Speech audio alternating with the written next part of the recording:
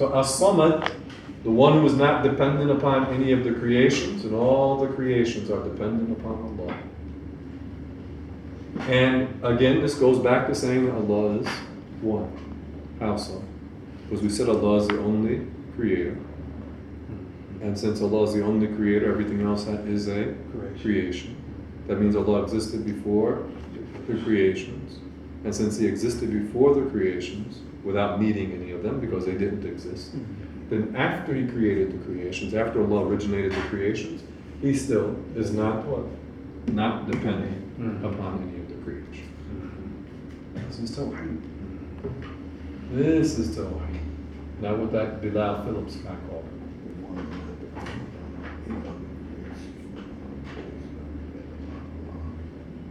All the creations are dependent upon Allah. So from this, we know many things. Like inshallah, next week we'll talk in some detail on this topic. We know that Allah exists without being in a location. Because the thing that is in a location requires what? In the least space. Allah's existence is not contingent upon anything else. Contingent meaning what? Dependent.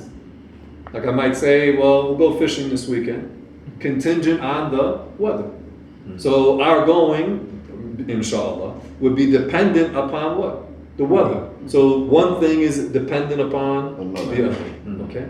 Allah Ta'ala existed before the creations. So His existence is not what? Contingent. It's not dependent. The creations, they are all what? Contingent. Their existence is not in and of itself. It's because they were what? Specified with existence. That's why we say, and all the creations are dependent upon Allah. They were non-existent. They could not have what? Brought themselves into being, because the non-existent could not what? Produce anything, it could not do anything, it could not act. So its existence would be contingent upon the Creator bringing it into being. Our existence is what? Contingent. Not only are we dependent, of course, on the Creator, but we are also dependent upon other creations. Isn't it? Yeah. We are dependent upon other creations. Can Lady Sabi fit her whole body inside this bottle? No, because she's dependent upon what? A certain more space. So our existence is contingent on what? An adequate amount of space. We need what? Air. We need the temperature to be within a certain range, right? If we're 50 degrees hotter now, we probably would what? Die, right? And if we're 150 degrees or 100 degrees colder, and we didn't have any adequate clothing, we would what? By the norm, we would die. So we are dependent. If there's too loud of a sound, it can cause us to die. Right? The sound can be so loud it can kill you. So our existence is dependent upon certain what? Conditions. Allah's existence is not contingent. Not dependent upon something. He doesn't need something else in order to exist. We are, by our nature, we require other things to exist. We need to eat. We need what? Day like today, we need to what? Drink. Our existence is contingent. The existence of the Creator is not contingent, meaning not dependent. His existence is not conditional, not determined or based upon something else. Our existence is what? Contingent. There are conditions for us to live. We need certain conditions. So all of this, Allah Ta'ala is not dependent upon any of the creations, and all the creations are dependent upon Allah, because it goes back to Allah being one, meaning He's what? The only creator without a partner. Allah existed before any of this phenomena, any of the phenomena means creation, things that happen. Allah existed before any of this phenomena. So His existence was not contingent upon this phenomena before He created it, and after Allah Ta'ala created the universe, His existence is still not contingent upon this phenomena. But the phenomena is dependent upon Allah. That's it. Tawheed. Only one God. There's only one creator. What the Shaykh said, Allah is the creator and everything else is a creation. That's it. High knowledge. Praise be to Allah. The next verse. Let's continue. Verse number 3. I'm going to erase this and then just put the name because we'll have space to write the explanation. Brother Elias, you okay over there, bro? Yes? Yeah. Okay, good. Verse 3. Allah does not give birth or father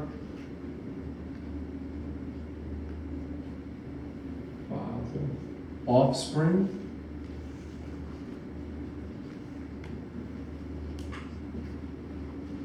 and Allah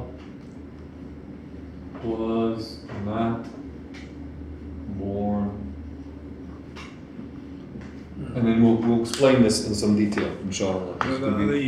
I was going to ask you that, but I was going to wait till after the lesson. And for sure you put does this explains that Prophet Jesus is not what they say? Yeah, inshallah, we'll get there, inshallah.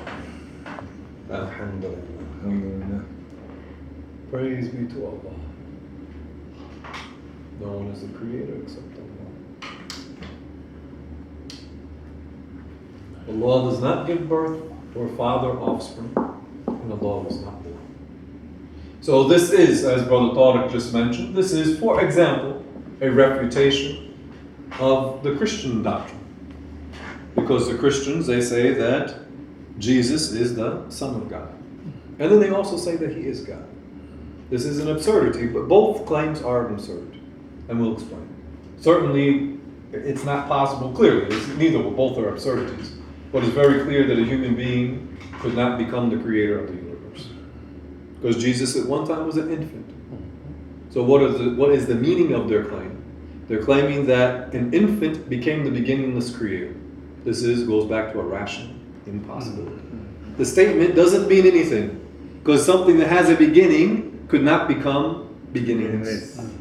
This is a statement. It doesn't mean this is a statement like a square circle. It doesn't. These words don't. When you put them together, it's an absurdity. It doesn't make sense. So Allah Ta'ala does not give birth or father offspring, and you find in many of the pagan traditions, don't they claim that this so-called God gave birth to this so-called God? Don't they? Yeah, common in these pagan traditions. The Greeks, the ancient Egyptians, the Romans, the ancient the people in ancient Persia, the ancient Babylonian people, common. So now so this is clearly not valid to say that God has a child or that Allah was born. This is blasphemy also, because to be born means to have a what? Beginning, to come from something else. And we already said Allah Ta'ala is one, the only creator who existed before everything. The one who was born had to what? Exist after the one he was born from, or it was born from. Continue. Yeah, its existence is contingent. Jesus, his existence was what? Contingent. To show you really how absurd, that according to the Christian doctrine, when you think it through, meaning to show the inconsistencies, they are saying that Lady Mary gave birth to her creator. This is absurd. After 1,000 years of human beings on earth. Thousands, yeah. Yeah, so this is clear. This is why the verse we mentioned from Suratul-Mulk about many of the people in hellfire will say, if we had listened to the message of the Prophet and used our what? Minds, then we would not be in hellfire. But many of the people, they don't use their what? Minds. And as a result of not using their minds, they are going to be damned to hell. This is the reality of many of the human beings. This is the reality of many of the human beings. Okay, please. To explain this in brief, to give birth, clearly, that means what? An offspring came forth from the body. When the woman gives birth, what's happening? This offspring is coming out of the body of this woman. So that's very clear. It's invalid because this one will be born, having a beginning. Also, we say Allah does not father offspring. Because what does the father do? Without going into details. But his reproductive essence comes forth from his body and then what? Impregnates the woman. But what did we say a little while ago? Allah is Al-Ahad. The one who was not what? Divisible. The reproductive essence would what? Come forth, would separate. So that means he's a what? Body. It came from him. That which divides and separates would necessarily be a body. And Allah Ta'ala is not a body or we say spatial entity. Because we say body, we don't mean just a physical, but even a spiritual body. Allah Ta'ala is not a physical being and not a spiritual being. You follow? The spirit is a subtle body, an ethereal body that's inside our physical body. Allah Ta'ala is not something solid like the table or the water, or let's say tangible like the water, or like the what? The flesh. And Allah Ta'ala is not a, if you wish, it's a latif body, an ethereal body for lack of a better term, like the what? Illumination. The light is the light, illumination. It's a body. Because it's light in this room, but a little bit darker what? In that room. Because it's light what spreads. It has a source, and then it what? The closer you are to the source, the stronger the light. Allah Ta'ala is not a body of any type. And this, to add the details here, what does this mean? Nothing issues forth from Allah and Allah did not issue forth from anything. This is the more general. We mentioned about giving birth and having children, but the more general meaning is nothing issues forth from Allah. Because the father, what? We said the reproductive essence issue forth from the body of the father. And then the offspring came out of the what? Issue forth from the body of the mother. Okay? So nothing comes, because it goes back to our rule. Allah is not a body. So the visibility is a property of what? Of something spatial. You follow? The visibility is a property of something spatial. Space is a creation. Space is not the creator, it's a what? Creation. So that means, going back to saying Allah is one, the only creator, Allah existed before space existed. This is the science, it's a high knowledge. When you learn this, you're not. Because, alhamdulillah, the common Muslim, he will have it in his heart, but he may not be able to articulate these points. But when he hears it, he's like, yeah, that's what I believe. He's not arguing with it, but he might not have ever heard how to explain it like this. Now then you have the deviant who will argue against this.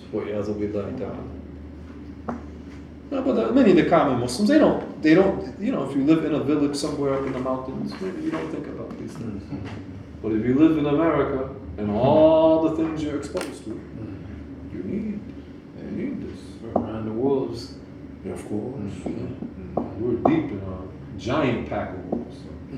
So nothing issues forth from Allah, and Allah, of course, does not issue forth, come forth from something else. So this is the more general meaning of this. And it goes back again. Allah is one. We said what? The only creator. So Allah is not what? Dependent. We said Allah is unique. All of us, we were what? Born. Some of us have children, you follow? So Allah Ta'ala, again, unique, not similar. And the last meaning about ahad, we said was what? Not composed. The bodies are what? Composed. The children are what? Composed. Even from what the science says, the child carries what? The genetic material from the what?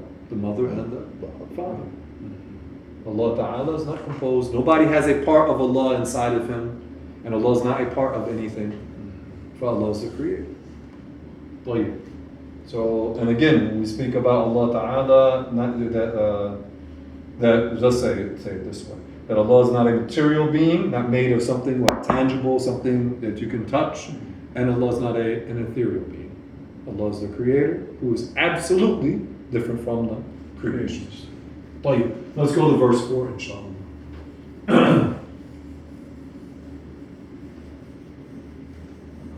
Alhamdulillah.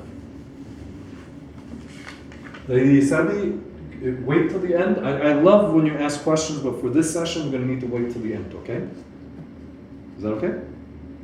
So I don't want to be rude, but for this session, we will wait till the end, inshallah. Verse 4.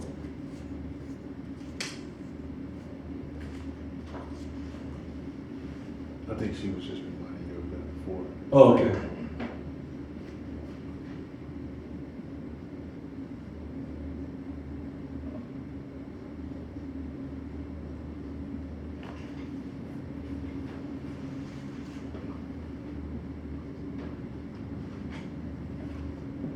And the meaning of the last the verse is وَلَمْ يَكُنْ لَهُ كُفُوًا أَحَدٌ, which means, and like unto him is none.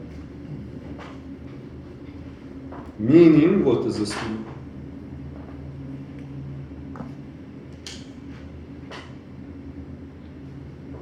It goes back to basically Goes back to قُلْ هُوَ اللَّهُ أَحَدٌ.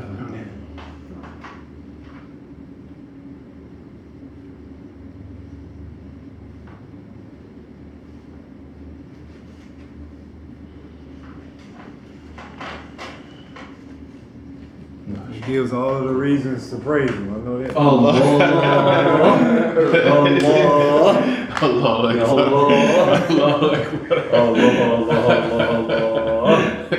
MashaAllah. So, and like unto him is none. None.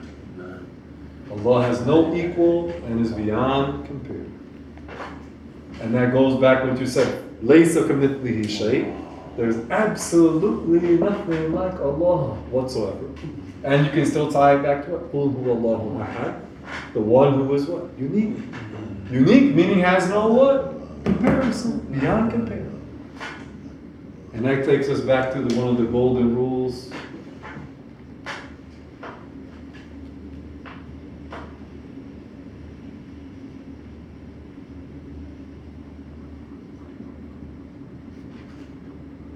Whatever you imagine in your mind, Allah is different.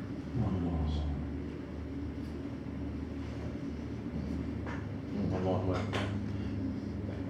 Brother Abdi, Nah. which companion that was that said that was his favorite verse? Was it a companion or was it a scholar? Yeah. There is some. I don't remember who said it. Let me finish this inshallah. But it's mentioned in the hadith that he tells the Prophet sallallahu alaihi wasallam that he loves this surah. قُلْ هُوَ اللَّهُ أَحَدٌ surah. And the Prophet said, you're greatly accepted by Allah for loving this. And it's a beautiful surah. And this is the rule. This is not a verse. But this is the rule derived from verses like this. Okay? This is the rule derived from this verse. Or in verses like that. Whatever you imagine in your mind, Allah is different from that. Because again, Allah is one. Allah is the only, goes back, Allah is one, the only creator. So Allah existed before what? The creations. Everything other than Allah's originated. So all the creations, by the fact that they are originated, are in that regard what? Similar. Allah's not originated, so He's dissimilar from everything else. They're gonna rain again. Allahu Akbar. That was thunder? Yeah. Sound like Oh. They said 10% chance of rain earlier. we'll be scalding hot again tomorrow. So all of this goes back to what we talked about in the beginning. We called it the what? The science of Tawheed.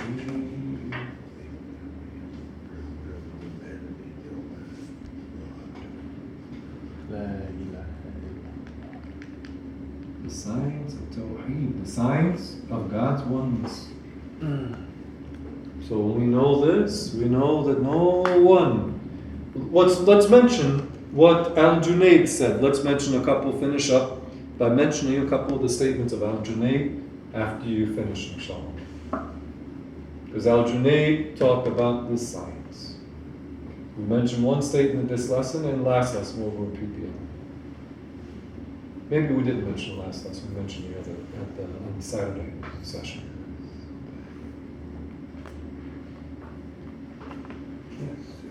So again, when people tell you don't go into this, you know this is a criminal.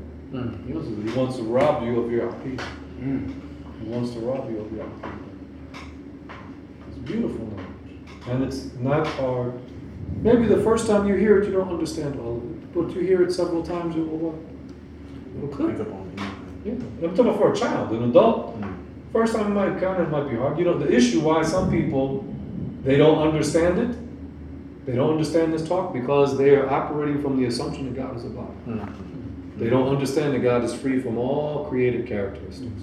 So when you start talking about God has no shape or form or dimension, and in his mind, he's going back in his mind that God is a body, So when you say that God has no size, shape, is not situated in a location, direction and dimensions don't apply, he says this doesn't make any sense. Because how could a body exist without a size, shape, form, and dimensions? But he has a bad belief. He thinks that God is a body. That's the problem. Body, shape, form. I mean just a material body, but a spatial entity. He's operating from the Wahhabi, for example. When you talk like this, he says, man, this is like crazy.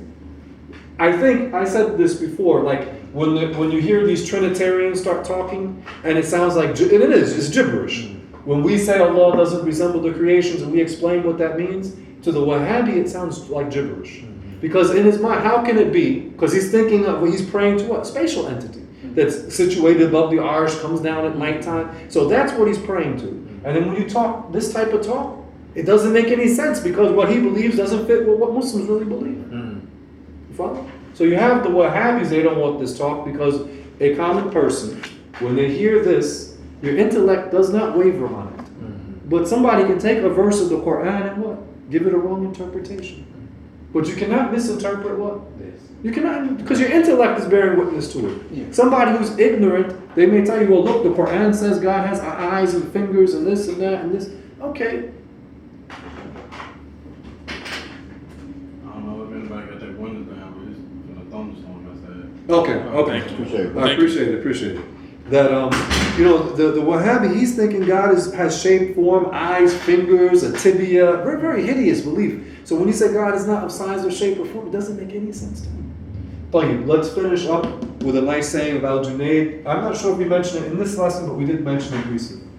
One of the statements of Al-Junayd we said is the Tawheed is the science of God's oneness, to distinguish the eternal, the beginningless, from the originated. The beginningless one is Allah. The originated is what? Everything else. And then another statement, this is from Al-Junayd. He said, he was asked about Tawheed, and he said, certitude.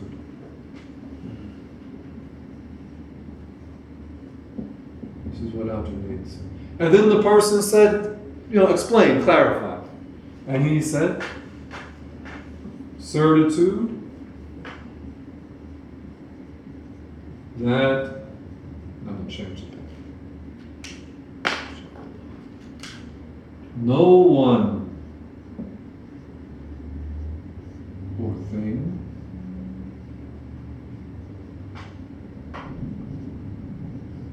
brings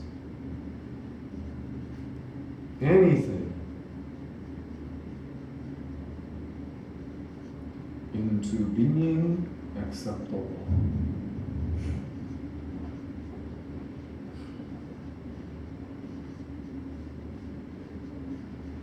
So memorize this, please. Certitude.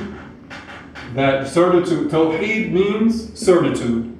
Certitude that no one or thing brings anything into being except Allah. Can you put his name down there? Al-Junayd. Who's a scholar? Yes, he's the Imam of the Sufis.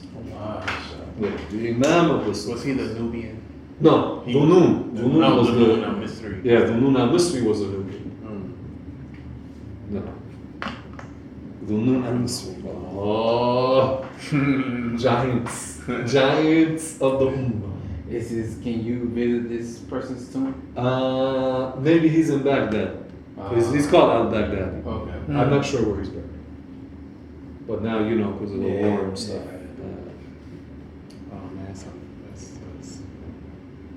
So certitude. Tawheed is certitude. Tawheed, what meaning he mentioned? What? To distinguish the beginningless from the originated. But another meaning he mentioned, certitude, that no one or thing brings anything into being except Allah. This is the knowledge. Al-Junayd, rahimahullah, was he the one who said, we learn the matters of belief? No. I don't know if the statement we learned, this is from Jundub ibn Abdullah. Okay. We learned the matters of Iman before Quran. Then we learned the Quran and it strengthened our Iman. Okay. But Jundub was a companion. Al-Junayd was not a companion. Okay. We'll stop here. Walhamdulillah wa sallallahu ala rasulillah.